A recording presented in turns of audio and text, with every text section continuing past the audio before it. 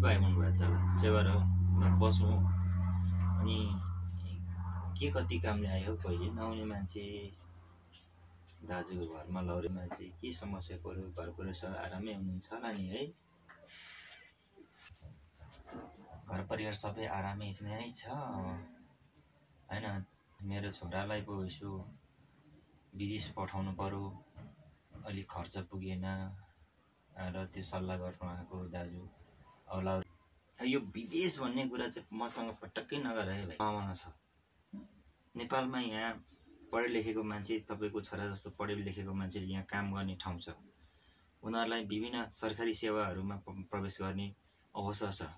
त्यो काम त्यो प्रशासनिक क्षेत्रमा, यहाँका सेना प्रहरीहरूमा, यहाँ सामाजिक कार्यहरूमा पो उहाँले त काम दिनुपर्छ त, उहाँलाई काममा लाउनुपर्छ त। विदेश पठाएर उहाँ जस्तो एउटा राम्रो सक्षम युवालाई विदेश पठाएपछि यहाँ चाहिँ के हामी बुढापाका भइहाल्यौँ, हाम्रा मसिना भइगयो बालबच्चाहरू। अरू काम नलाग्ने मान्छे नेपालमा बस्ने, उही आन्दोलन गर्ने, राजनीति गर्ने, बस्ने मात्रै हो र।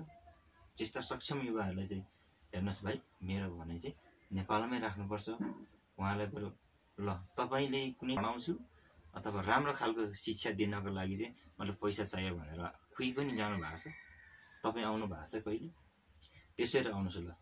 उच्च शिक्षाको लागि मलाई अलिकति पैसा चाहियो दाजु जाने कुरा नगर्नुहोस्। अझै पनि छोरालाई सम्झाउनुहोस् यही देशमा के सम्भावनाहरू छन्, यहाँका विभिन्न तहहरूमा, विभिन्न सरकारी क्षेत्रहरूमा जागिर खाने मौकाहरू छ, यहीँ गराउनुहोस्। विदेश पठाउनुहुन्न।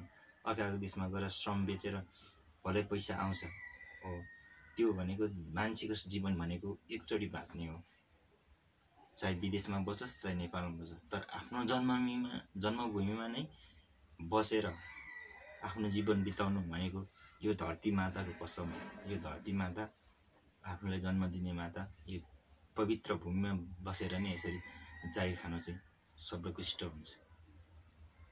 अर्काको विदेश जाने कुरा नगर्नुहोस्, भाइलाई एकचोटि सम्झाउनु।